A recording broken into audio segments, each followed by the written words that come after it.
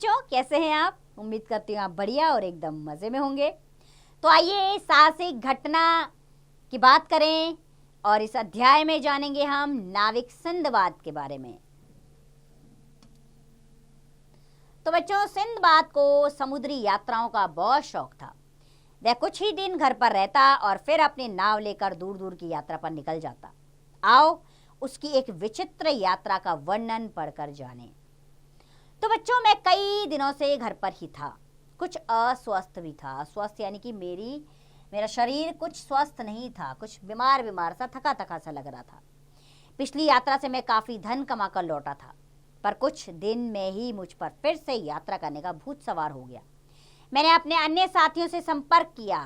संपर्क करना यानी कि कांटेक्ट करना, उनसे संपर्क साधना। मुझे लगा कि वे भी मेरी तरह यात्रा पर जाने के लिए उतावले हो रहे होंगे। हमने परस्पर बातचीत कर यात्रा पर जाने का निर्णय ले लिया। हमने व्यापार के लिए माल खरीदा, उसे जहाज पर लादा और यात्रा पर रवाना हो गए। अर्थात मैं और मेरे मित्र कहाँ रवाना हो गए? यात्रा पर। ये देखिए, इस तरह की नाव में यात्रा की जाती है। तो समुद्र को देखते ही मेरा मन लहरों की तरह उमंग से भर उठा। ऐसा लगा कि समुद्र मुझे बुला रहा है। रास्ते में किसी बंदरगाह जहाँ पर जहाज आते जाते हैं, रुकते हैं, समुद्री जहाज, उसको बंदरगाह कहा जाता है। तो बंदरगाह के आते ही हम अपना माल वहां उतार देते। कुछ दिन में वह माल बेच वहां से नया माल खरीद लेते। एक बार हमारा जहाज बहुत दिनों तक किराने नहीं लगा। दूर दूर तक बस पानी ही पानी था। कुछ दिन ऐसे ही बीते कि एक छोटा सा टापू दिखा। जहाज को वहीं रोक लिया गया। मैंने अन्य नाविकों के साथ टापू पर मैं चला गया। टापू पर चारों ओर फलों के वृक्ष थे। मेरे साथी फल इकट्ठे करने लगे और मैं एक पेड़ के नीचे सो गया। सोकर उठा तो ना जहाज था, ना नाव और ना ही मेरे साथी। मैं उस टापू पर बिल्कुल अकेला था। क्या करूं, कुछ समझ ना पाया। सोचा पेड़ पर चढ़कर देखूं, शायद आसपास कोई बस्ती हो। एक ऊंचे पेड़ पर चढ़ मैंने दृष्टि इधर उधर घुमाई। दृष्टि यानी कि नजर, अर्थात मैंने अपनी नजर इधर उधर घुमाई। तो क्या देखा मैंने? कुछ दूर एक सफेद सफेद गुंबद सा दिखा। मैं नीचे उतर उस दिशा की ओर बढ़ा। अरे यह क्या है? मैं आश्चर्यचकित उसके चारों ओर घूमकर देखने का प्रयास करने लगा। अचानक साएं साएं की आवाज आई, जैसे तेज आंधी आने वाली हो। मैंने आकाश की ओर देखा। एक विशालकाय पक्षी मेरी ओर उड़ा चला आ रहा था। मैं भय के मारे उस गुंबद के पास दुबक कर बैठ गया। दुबक कर यानी कि डर कर ऐसे बैठ जाना, उसे कहते हैं दुबक कर। वह पक्षी उसी गोल गुंबद पर आ बैठा। मेरे मस्तिष्क यानी कि दिमाग, मेरे मस्तिष्क में बिजली सी कौंध गई। तो गुंबद नहीं, यह इस पक्षी का अंडा है। इतना बड़ा पक्षी! उसके पंजे वृक्ष की शाखाओं के समान थे। उसके सांस लेने से मेरे कानों के पर्दे फटने लगे थे। वह हिलता तो मुझे लगता कोई छत गिरने वाली है। मैंने क्षण भर में ही कुछ सोच लिया।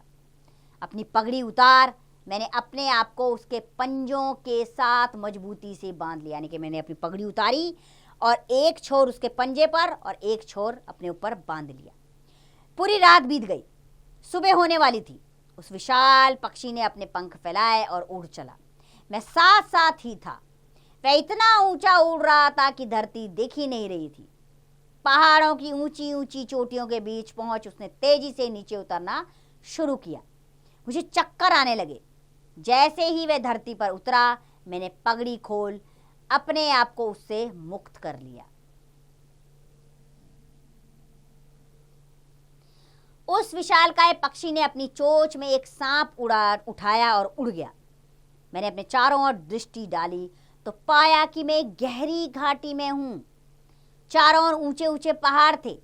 घाटी में चारों ओर हीरे ही हीरे बिखरे थे। मेरे आश्चर्य की कोई सीमा ना रही। आश्चर्य यानी कि हैरानी, यानी कि मैं बहुत हैरान रह गया कि मैं कैसी जगह पहुंच गया जो हीरों से भरी पड़ी है। क्या मैं सपना देख रहा हूं?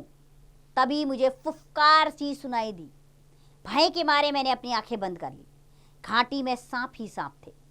पास ही एक गुफा देख मैं उसमें घुस गया। एक बड़े से पत्थर से उसका मुंह बंद कर मैं सोने की चेष्टा करने लगा, पर मेरी आंखों में नींद कहाँ। सांपों की फुफकार और मृत्यु का भय दोनों, ये देखिए, सांपों की फुफकार और मृत्यु का भय दोनों मुझ पर हावी थे। क्या थे? दोनों मुझ पर हावी थे। प्रातः गुफा का मुंह खोला तो देखा सांप कहीं भी ना थे। थोड़ी देर बाद कुछ गिरा। घाटी में एक के बाद एक मांस के टुकड़े गिरने लगे।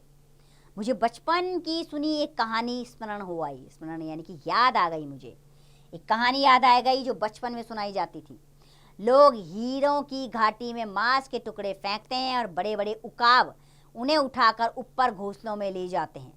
उनसे चिपके हीरे लोग इकट्ठे कर लेते हैं। मुझे इस घाटी से बाहर जाने का उपाय सूझ गया। मैंने तुरंत कुछ हीरे और बहुमूल्य रत्न अपनी जेबों में भर लिए।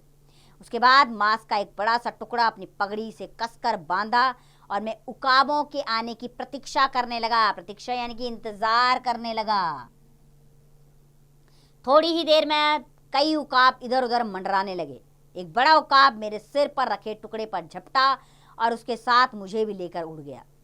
पहाड़ के ऊपर एक गांव के बाहर उकाबों के घोंसले थे। वहां कई उकाब जा उतरे। उकाबों के जाते ही अपने छिपने के स्थान से निकल कुछ लोग शोर मचाने लगे। उकाब अपने घोंसले छोड़ उड़ गए। वे लोग भागकर आए और मांस के टुकड़ों से चिपके हीरों को बटोरने लगे। मुझे देखा तो चोर समझ झगड़ने लगे। मैंने पूरी घटना कह सुनाई और एक एक हीरा देकर उन्हें संतुष्ट कर दिया।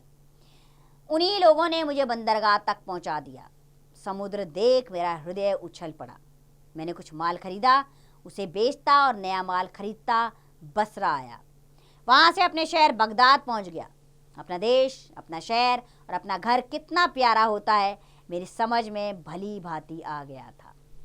तो बच्चों, ये था सिंदबाद, साहसी सिंदबाद, जिसने अपने प्राण बचाने के लिए कई ऐसे कार्य किए जो जोखिम भरे थे। बड़े बड़े पक्षियों से वो अपने को बांध कर उड़ा और तब जाके वो अपने स्थान पर पहुंचा। तो बच्चों, जिंदगी में कई बार ऐसे स्थिति आ जाती है कि आपको साहस से काम लेना पड़ता है, लेकिन हिम्मत मत हारिए, आगे बढ़िए, रास्ता जरूर मिलेगा। अगर हिम्मत हार जाएंगे तो कभी भी जीवन की परेशानियों से उबर नहीं पाएंगे। तो जैसे सिंदबाद ने किया, साहसिक कार्य, हिम्मत ना हारते हुए अपनी जगह पर वो वापस पहुंच गया। तो उम्मीद करती हूँ आप भी इस कथा से जरूर सबक लेंगे, सीख लेंगे कि जीवन में परेशानी, कठिनाइयों से हारना नहीं है, बल्कि दिमाग का उचित प्रयोग करके कोई ना कोई तरकीब निकालनी है। तो बस आप भी इस तरह जीवन में कार्य करते रहिए और इस पाठ का अभ्यास कार्य स्वयं कीजिए।